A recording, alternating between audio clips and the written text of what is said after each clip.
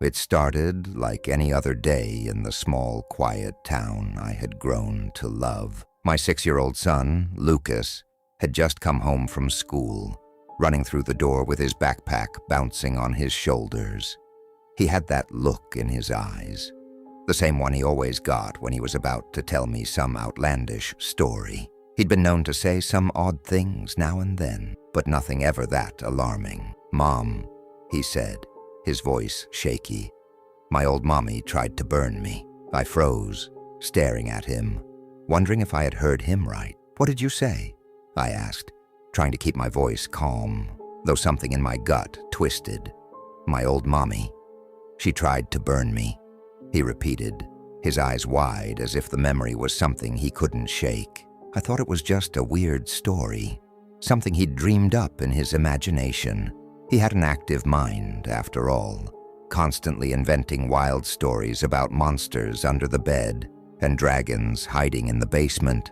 But this felt different. "What do you mean, buddy? What happened?"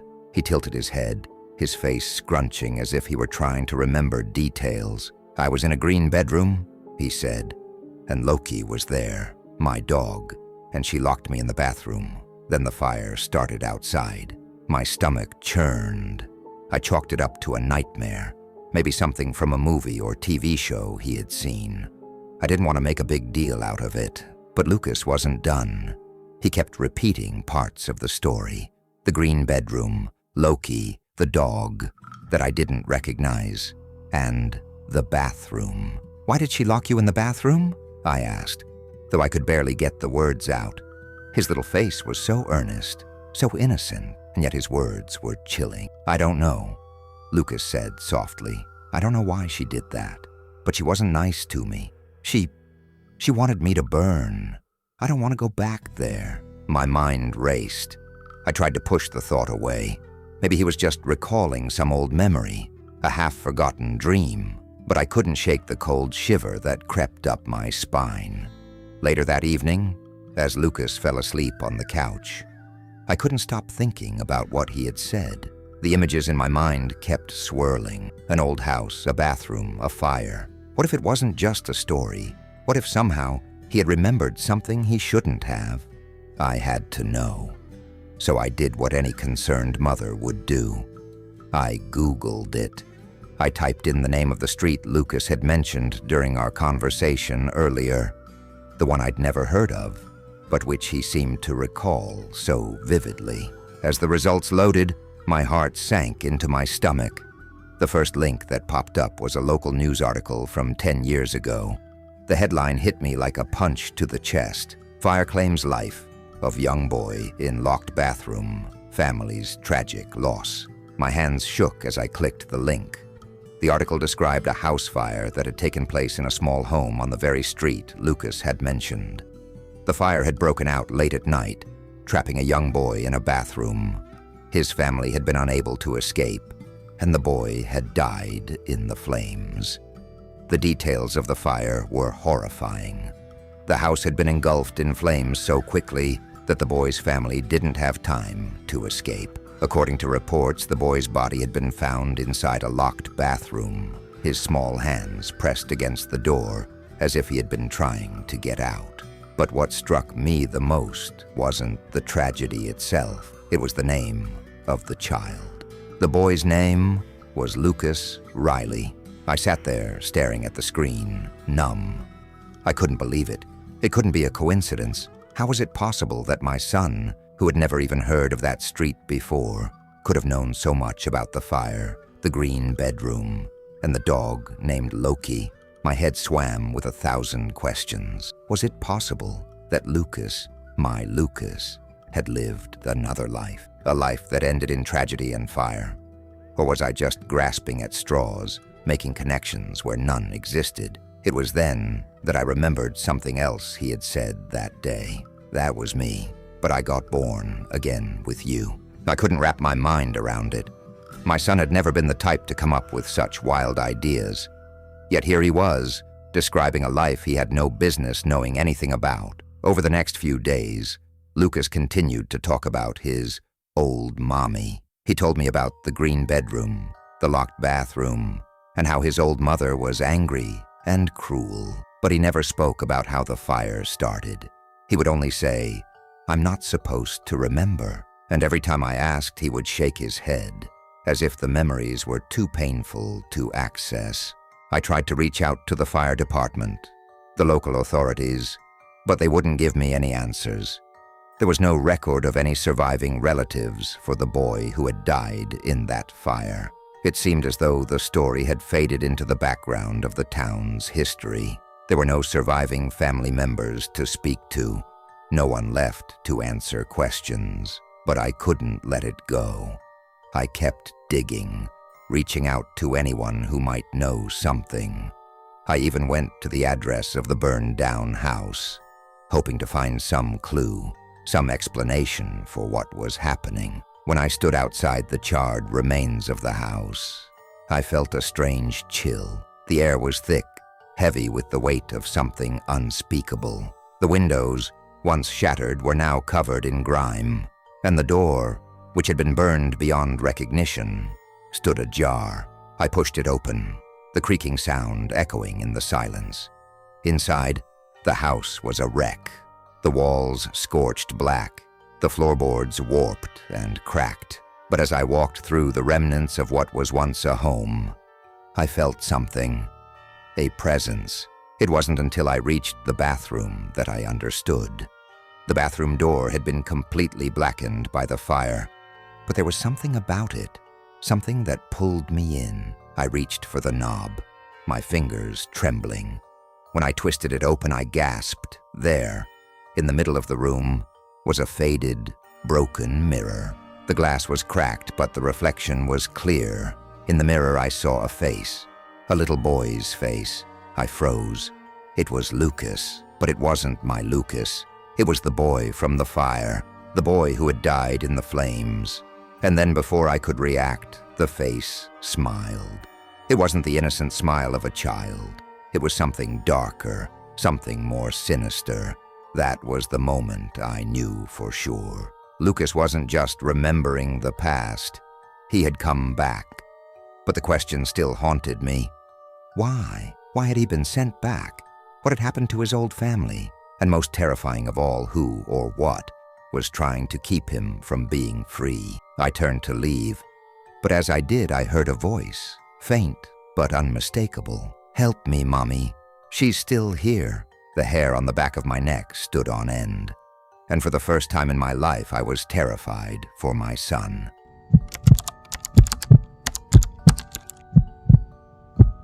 It was the kind of night where silence seemed to hang in the air like a thick, oppressive fog, the kind of quiet that comes with being completely alone in the house. My husband had left for a late work trip, and our little daughter, Mia, was spending the weekend at my mom's house. It was supposed to be a peaceful evening, just me, a glass of wine, and my favorite true crime podcast playing softly in the background. I was sitting on the couch, scrolling through my phone, when the baby monitor app on my phone pinged. I wasn't sure if I'd heard it right, but a notification had popped up, alerting me that there was noise detected in Mia's room. A part of me thought, why would that be? Mia isn't even home. Curiosity piqued. I opened the app. The monitor's live feed appeared on my phone screen, and I froze. There in the dimly lit room was the crib. Empty. The camera's view showed nothing unusual at first, but then I noticed something that made my blood run cold.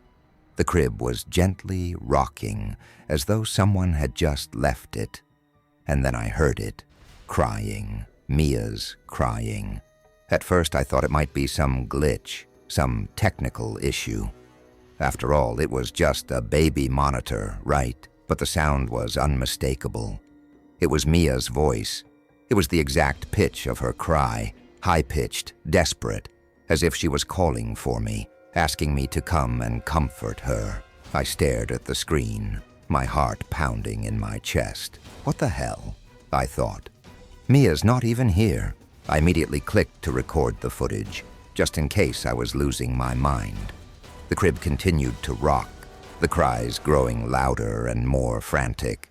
The room which had always been so calm and peaceful, felt suddenly suffocating. I scanned the room on the live feed, hoping for some logical explanation. Maybe the air conditioning had caused the crib to rock, but there was no wind, no explanation for the sound. Suddenly the camera shifted slightly, the crib stopped moving, and then something new happened.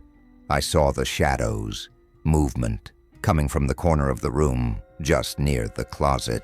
A chill ran down my spine as the figure of a small child appeared on the feed. My heart nearly stopped as I tried to make sense of what I was seeing. The shape of a little girl, her back turned to the camera, standing near the crib. She was wearing a white dress, but her face, it was obscured. I could barely make out her features, just enough to know that she didn't belong there. The crying stopped. Instead, I heard something that made my blood run cold. A voice, a soft whisper that seemed to echo in the empty room, coming from the small figure by the crib. "She's gone. She left me." The words chilled me to my core. What the hell was happening? I frantically glanced at the time on the app.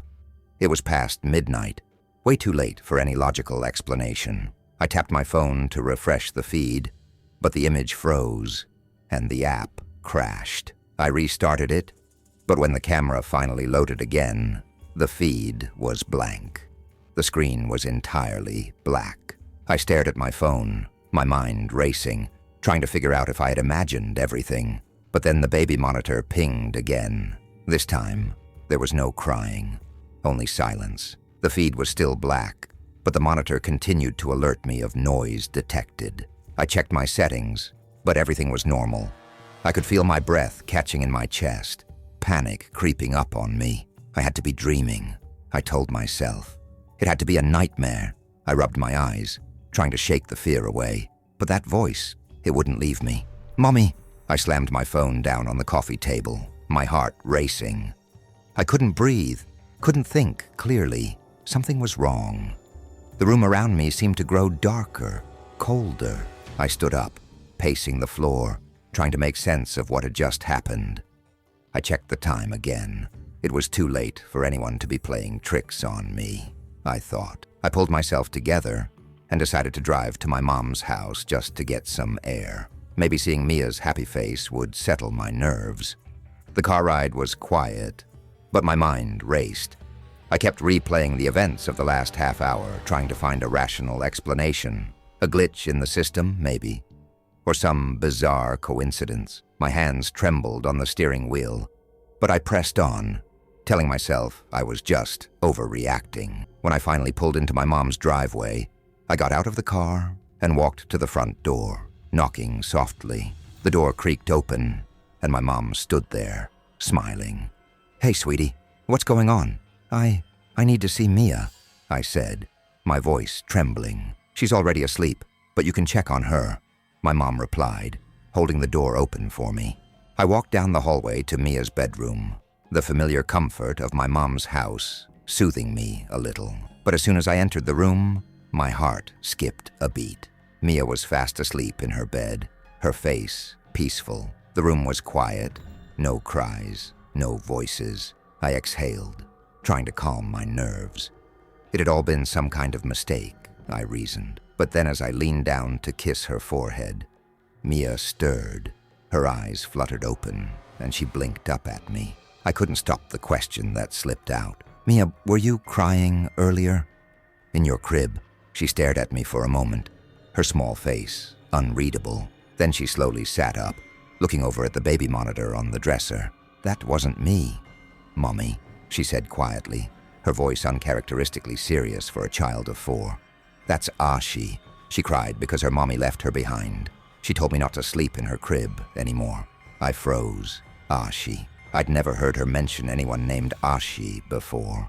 I felt a chill run down my spine as I tried to process her words. "Mia, who is Ashi?" "She's the girl who lives in the room when I'm not there," Mia whispered, her voice barely audible. "She's alone, but she's not sad anymore. She said she will wait for you to come back." A sense of dread settled over me, suffocating in its intensity. I turned slowly to look at the baby monitor, still sitting on the dresser. My eyes locked onto it, and I couldn't help but feel the weight of someone, watching me. Who was Ashi, and why had she been crying for me? I didn't ask Mia any more questions. I couldn't. Something about the way she spoke made it clear that she knew far more than I was ready to hear. The next morning, after a restless night, I checked the monitor app once more. The feed was clear, and there were no notifications, but I couldn't shake the feeling that I was being watched, and that voice, the whisper from the shadows, it lingered. I left my mom's house with Mia, but something told me I'd never look at her nursery the same way again, not when I knew someone else was still there, waiting.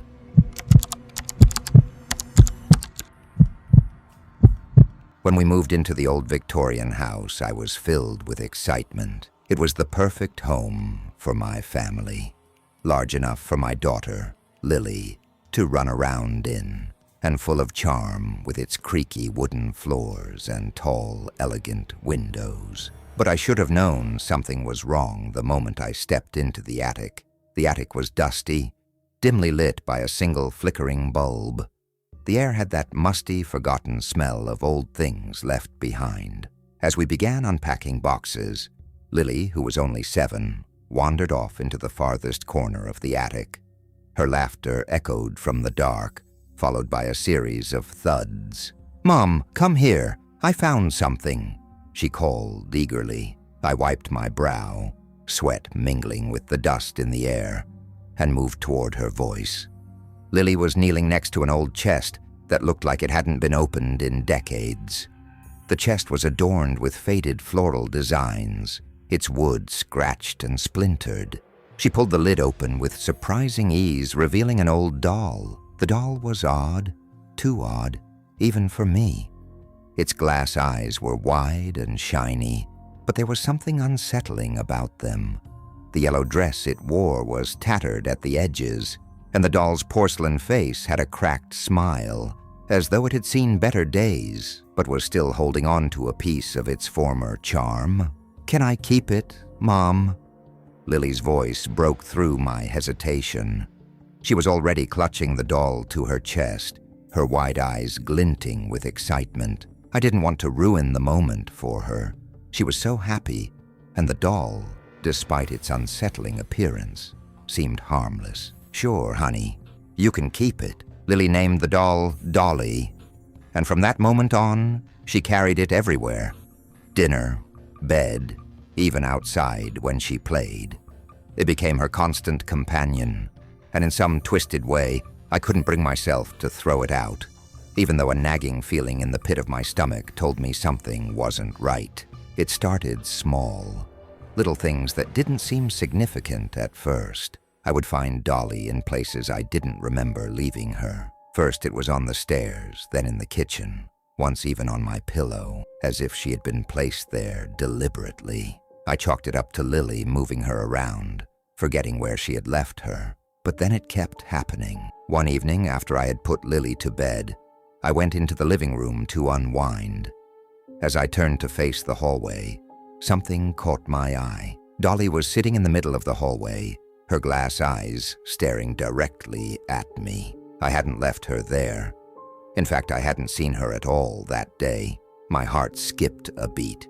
I glanced up the stairs where Lily slept soundly in her room. I turned back to the doll, trying to shake off the unease creeping up my spine. Maybe Lily had placed her there earlier, and I just hadn't noticed. But why would she leave her in the middle of the hallway like that? The next day, I decided to hide Dolly.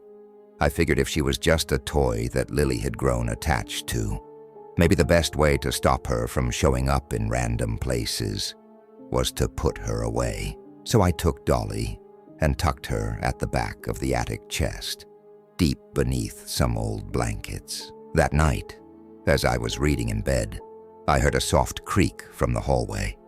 I froze, listening carefully. Then it came again, a slow, deliberate creak, followed by the faint sound of something skittering across the floor. My breath caught in my throat. I stood up, my heart racing, and cautiously walked to the door. The hallway was dark, empty, but there, in the middle of the floor, was Dolly. I screamed, my hands trembling as I reached down to pick her up. This wasn't possible. I had locked her away. I must have imagined it, but deep down, I knew I hadn't. "Mom, what's wrong?" Lily's voice called from behind me. I turned to see her standing at the top of the stairs, her eyes wide with confusion. I didn't know how to explain what I had just seen. I forced a smile, brushing past her. "Nothing, honey. Go back to bed." But Lily wasn't so easily fooled. She walked up to me slowly, her eyes narrowing as she glanced at Dolly in my hands. "Dolly was in the attic, wasn't she?" she said softly. I stiffened. "What are you talking about?" "She tells me things," Lily said, her voice unnervingly calm. "She said if you touch her again, she'll take you instead." I froze. "What?" Lily's face was serious, her small hands clutching the doll. "Dolly says you're a mean mom and that you'll be punished." I could feel my stomach drop, the room seeming to shrink around me. "What do you mean? Punished?" I asked, my voice barely a whisper. Lily didn't respond immediately. She just stared at the doll, her tiny fingers running along its cracked smile. "Dolly doesn't like it when you don't believe her," she said. "She says she'll take you." A chill ran down my spine. I tried to take the doll from Lily's hands, but she yanked it away with surprising strength for someone so young. Her eyes, wide and glassy, didn't seem to be hers anymore. They were distant, cold. "Dolly says if you touch her again, she'll take you instead," Lily repeated, her voice eerily monotone. "She's already taken someone before, a mean mom, and Dolly says you're just like her." I didn't know how to respond. What was happening to my daughter? I had to do something. I tried again, this time a little more forcefully, to take Dolly from her. But as soon as my fingers brushed the doll's porcelain skin, a jolt of cold shot through me. Like electricity, I yanked my hand back, a sharp pain shooting up my arm. Dolly's glass eyes seemed to shimmer with an unnatural light. Then it happened. Lily screamed, her voice high-pitched and terrified. "No, don't take her! Don't take her!" She pulled the doll back, clutching it protectively. In that moment, I knew that whatever was happening was beyond my control. Dolly wasn't just a doll. She was something else, something dark, something that had a hold on my daughter. I grabbed Lily, shaking her gently. "Lily, listen to me. We're going to leave, okay? We're going to leave right now." Lily looked at me, tears streaming down her face. "She's going to take you, Mom. She said if you don't leave now, she'll come for you." I didn't know what to do, what to believe, but as I looked at Dolly, something inside me knew that this was no longer about a toy. It was something far more dangerous, something that had been hiding in the attic for years, waiting to find the right person to claim. That night, as we packed our things, I heard the whispers again, this time coming from the attic. A soft voice, too quiet to make out, but unmistakably familiar. I didn't dare go back up there, not anymore. I don't know what happened to the house after we left. I never wanted to find out, but I will never forget the feeling of Dolly's glass eyes watching me, waiting, and I can't help but wonder if Lily will ever be the same. Will she ever forget the doll that wasn't just a doll, or will Dolly come for her next? I can only pray that wherever she is now, Dolly stays put.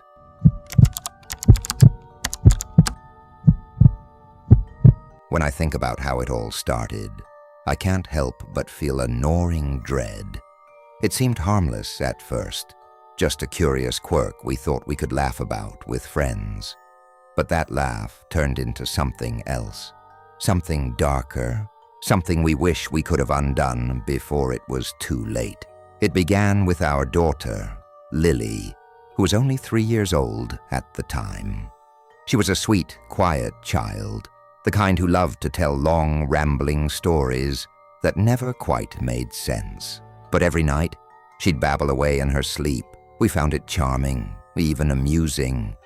Her little voice would drift from the baby monitor, and we'd listen with smiles on our faces, cooing at her nonsensical babble. It was nothing unusual. Kids talk in their sleep all the time, right? Just a strange jumble of words. But then something changed.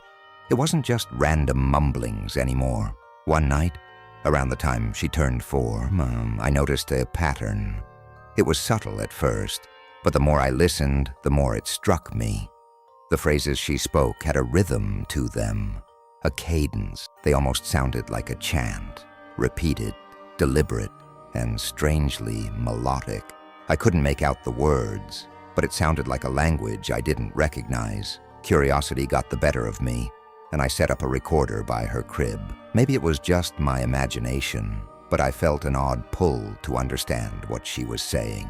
At the time, I had no idea how that one decision would unravel our lives.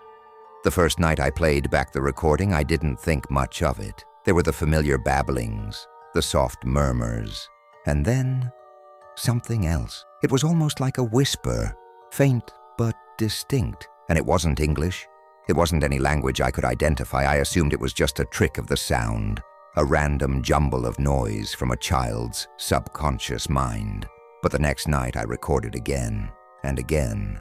The strange whispers came. Now they were more consistent. It was like Lily was saying the same few phrases over and over, in the same strange rhythm. The words weren't gibberish. They had structure.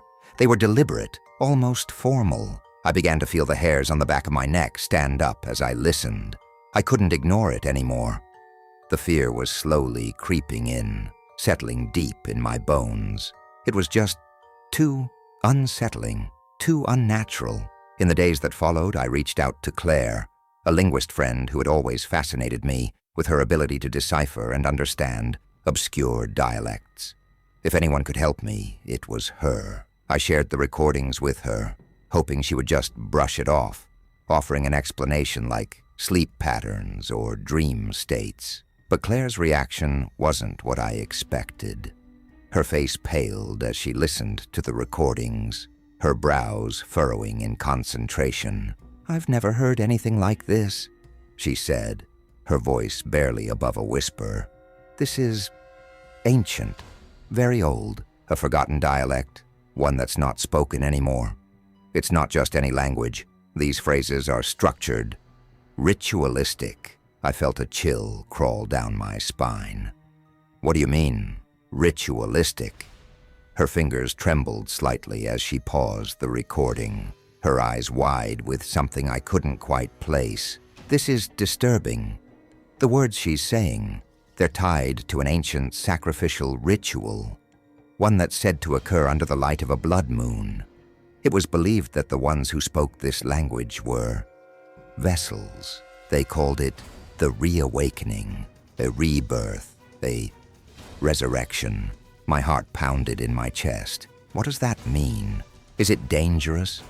She didn't answer right away, as though the gravity of the situation had caught up with her. "I don't know, but if your daughter is speaking this language in her sleep, it means something is happening, something that shouldn't be happening." I felt a wave of nausea rise in my throat. Claire left soon after, promising to do some research on her own. But I couldn't shake the feeling that I'd just opened a door I wasn't supposed to. Every night after that, Lily's sleep-talking grew more intense. She would speak louder, the words becoming clearer, the tone more commanding. The phrases were always the same: blood moons, reawakening, and rebirth. I couldn't understand what it all meant, but I knew it couldn't be good. We tried stopping the recordings. We didn't want to know anymore. I told myself it was just a strange coincidence, a weird phase that kids go through. But then one night, something happened that changed everything. It was late. The house was dark and still, and I was in bed, trying to get some sleep. My husband, Jake, was snoring softly beside me, but I couldn't shake the feeling of unease that had settled in my chest. I lay there, staring at the ceiling, when I heard it, Lily's voice. But this time, it wasn't just murmuring. It was a clear, audible voice, sharp and cold, cutting through the darkness of our bedroom. I sat up in bed, my heart hammering. It was coming from down the hall, from Lily's room. I rushed to her room, my feet making no sound on the hardwood floor. When I opened the door, I froze. Lily was sitting up in her crib, her wide eyes staring straight ahead, unblinking. She was smiling. "Lily?" I whispered, my voice trembling. She didn't answer me. She didn't even blink. Her voice, though, came again. This time, it was more chilling than ever. It echoed in the room as though the words weren't coming from her at all, but from something else entirely. "If you silence me, they'll wake you instead." I felt a chill grip my heart, a coldness so deep it spread to my bones. "Lily, baby, what are you saying?" She blinked once, and then her eyes focused on me. She smiled, but it was no longer the sweet, innocent smile of my toddler. It was something darker, something predatory. I didn't know how to react. I didn't know what to think. The air in the room felt thick, like I was suffocating. And then, in a voice that wasn't hers, but still sounded so eerily close, she whispered, "They're coming." My breath caught in my throat. Before I could react, she lay back down and closed her eyes, as though nothing had happened. I stood there, frozen, my mind racing. What did she mean? Who was coming? And why had she said those words? I turned and left the room, my mind reeling, my hands trembling. Jake was still asleep, oblivious to the terror that had just unfolded. I couldn't wake him. Not yet. I needed to understand what had just happened, but I knew deep down that I was running out of time. Whatever had been awakened, whatever had started with Lily's sleep-talking was now coming for us. I don't know what happens next.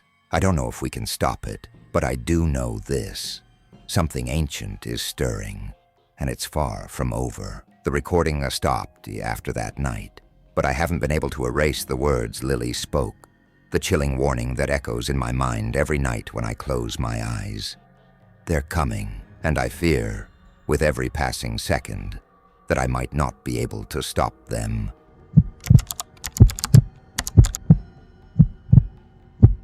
It was a quiet evening, the kind that felt normal. The air had a crispness that hinted at fall, but the summer heat still lingered.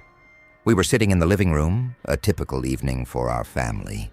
My husband, Matt, and I were flipping through channels, and our 5-year-old son, Liam, was playing with his toys on the rug. The hum of the television barely reached us as our conversation drifted lazily from one topic to another. That's when Liam spoke up. "Grandma will die in her sleep tonight," he said. His tone was calm, almost serene. I looked up at him, momentarily caught off guard by the bluntness of his statement. He wasn't looking at us, his small hands busy with his action figures. He said it so matter-of-factly, as if it were just a simple observation. "Liam," I replied gently, unsure how to react. "What do you mean, buddy?" He shrugged, still engrossed in his play. "Grandma's going to sleep and won't wake up. She told me goodbye. There was a black man with her. He takes people when it's their time." The room fell into a heavy silence. I tried to laugh it off, brushing it aside as a child's imagination. "Sweetheart, what do you mean by a black man? What do you think you saw?" But he didn't answer. He simply went back to his toys, as if nothing unusual had been said. I shot Matt a glance. He just smiled and shook his head. "Kids say the craziest things," he murmured. We went to bed that night, laughing about Liam's odd statement, but deep down, something about it nagged at me. I tossed and turned, unable to shake the thought of what he had said. It didn't sit right. It felt too real. The next morning I received the call. My mother-in-law, Grandma Ruth, had passed away in her sleep. Peacefully, they said. No illness, no signs of distress. She had just gone to bed, and when they checked on her in the morning, she was gone. I was stunned. Matt was devastated, of course, but we all had trouble processing it. Ruth had been in good health.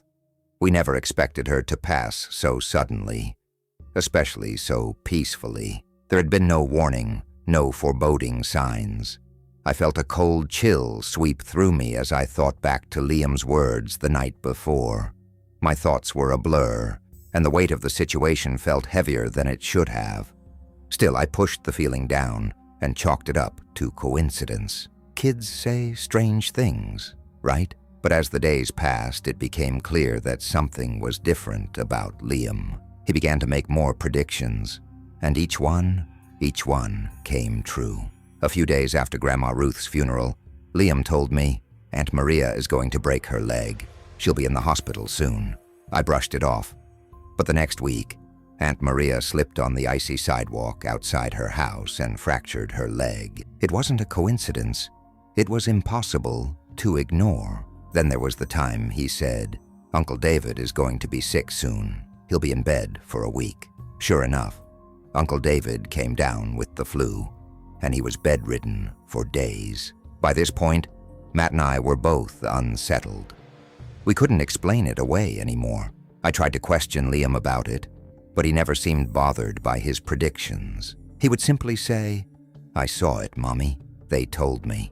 The they he referred to were never clear. He always spoke of them as if they were an indistinguishable presence, an otherworldly being. But the description of the black man who had accompanied Grandma Ruth when she passed kept resurfacing. "He's not bad," Liam had told me once, as if reading my thoughts.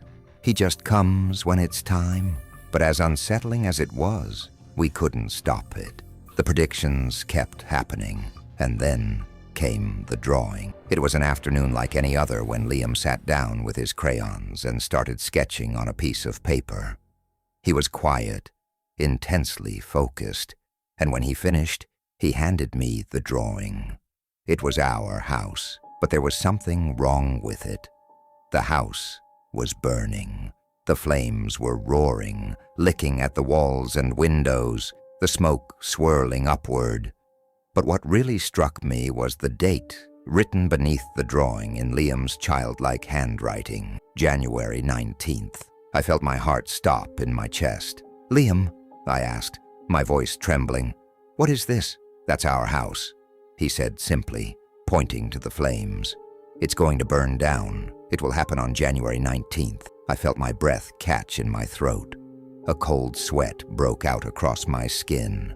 My thoughts raced, but I couldn't make sense of it. How could he know this? How could he know such things? I showed Matt the drawing when he came home. He frowned, staring at it, clearly disturbed but unwilling to voice what we were both thinking. "I think we should call someone," I said, my voice barely a whisper. "Who?" Matt asked, his eyes hollow with fear. "Who can we even call about something like this? It's just a kid being a kid, right?" A weird coincidence, but I could see the uncertainty in his eyes. He didn't believe it either, but he couldn't ignore it. That night, as we lay in bed, I couldn't shake the feeling of impending doom. I couldn't ignore Liam's prediction anymore. Something inside me told me that this was no coincidence. Over the next few weeks, I grew increasingly paranoid. Every small sound made my heart race. Every flicker of a light or creak of the floorboards made me jump. I couldn't stop thinking about January 19th, the date Liam had written, and the image of our house burning. Was it a warning? A premonition? I started researching everything I could about the paranormal, about children who made predictions, and about the black man that Liam had spoken of. I found stories of people who had seen or interacted with entities that were said to take people when it was their time. I couldn't help but think of the man Liam described. Was he some sort of guide to the afterlife? Was he the one who had led Grandma Ruth into death? Was he the one coming for us now? It wasn't just me who was feeling this unease. Matt started waking up in the middle of the night, his face pale, drenched in sweat. He would check the locks, inspect the windows, even though nothing had changed. We were both haunted by the thought of what Liam might know. As January 19th loomed closer, I couldn't take it anymore. The fear had taken root deep in my bones. We decided to leave the house to stay with Matt's brother in the city for a while, but even as we packed our bags, I still couldn't shake the feeling that it wouldn't matter, that the fire, the destruction, was inevitable. On the night of January 19th, we sat in Matt's brother's living room, waiting. The clock ticked down. Midnight came. We expected something, a sign, a signal, anything. But nothing happened. Then around 2 a.m., we received the call. The house was on fire. It had started in the attic. No one knew how. By the time the fire department arrived, the house had been consumed, reduced to nothing but ashes. Liam had been right. He had known. I don't know what to think anymore. Is it coincidence, or is something darker at work? What is this presence? This black man that comes for those whose time it is? Is he watching us now, waiting for our time? I don't know the answers, but I know one thing for sure. Liam isn't just a kid. He knows things he shouldn't, and I fear that the worst is yet to come.